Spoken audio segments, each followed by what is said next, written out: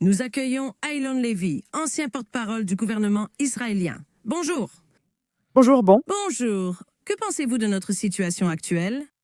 Les Israéliens sont ravis qu'après 2 ans, les otages aient enfin... En se promenant dans Tel Aviv, on a l'impression qu'un poids a été enlevé de la poitrine des gens. On a beaucoup parlé de nous ces 2 dernières années, alors que les Israéliens voulaient juste ramener les otages et éliminer la menace du Hamas. Maintenant, bien sûr, nous sommes encore loin de la paix. Le Hamas rejette le principe du désarmement. Il rejette la démilitarisation. Il rejette l'idée qu'il doit abandonner le pouvoir. En fait, il exécute publiquement ses opposants dans les rues de Gaza. Mais les otages rentrent chez eux et c'est une raison de célébrer. Comme vous le dites, et absolument, nous devrions prendre un moment pour le reconnaître. Ce qui va suivre sera peut-être encore plus difficile, n'est-ce pas? Absolument. Le génie du plan de Trump était de séparer les négociations de rançon pour les otages de la discussion sur le lendemain. Le président Trump a déclaré s'opposer au plan permettant au Hamas de garder la moitié des otages comme garantie pour le lendemain. Tous les otages doivent en sortir maintenant, immédiatement, en une seule fois. C'est crucial.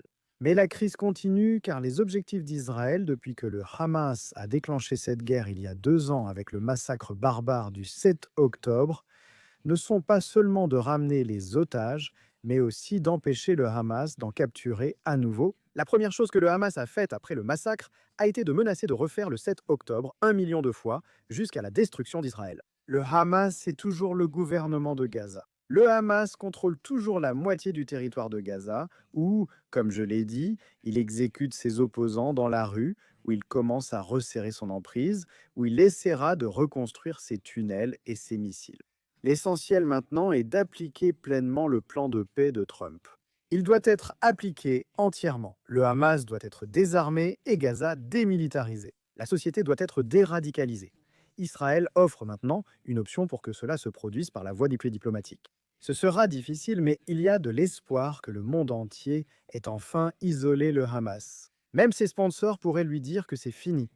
Vous devez quitter le pouvoir et rendre vos armes. Espérons éviter une nouvelle guerre. Si le Hamas ne se désarme ni ne se démilitarise, aucune illusion ici. La prochaine guerre de Gaza ne serait qu'une question de temps. Et nous voulons que celle-ci ait été la dernière guerre de Gaza.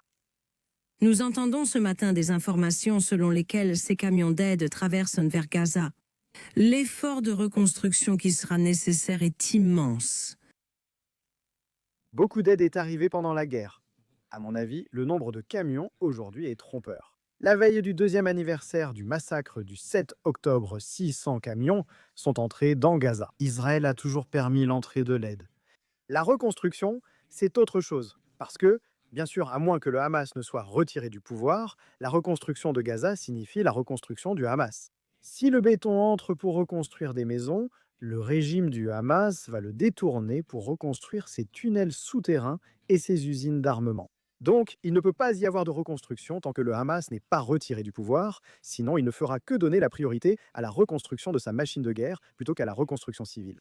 Pour garantir une reconstruction durable sans risque de destruction future, le Hamas doit être écarté du pouvoir selon le plan de paix de Donald Trump soutenu mondialement, afin que Gaza connaisse enfin la paix.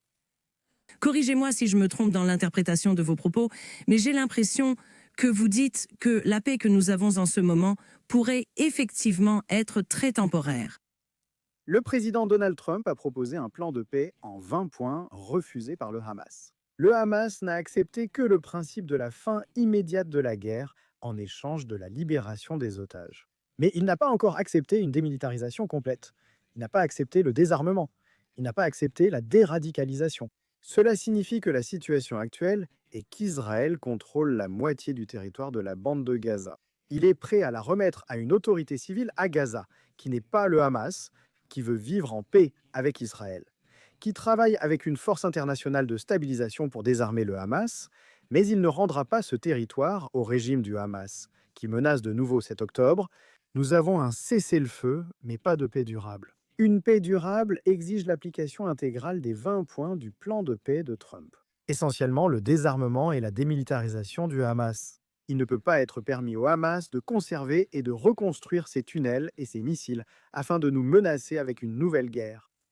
Je suis sûre que vous avez vu la couverture du rassemblement à Tel Aviv la nuit dernière, et en particulier la réaction de la foule lorsque le nom de Benjamin Netanyahou a été mentionné. Quelle est sa position personnelle maintenant? Eh bien, je n'ai pas seulement vu la couverture, j'étais au rassemblement hier.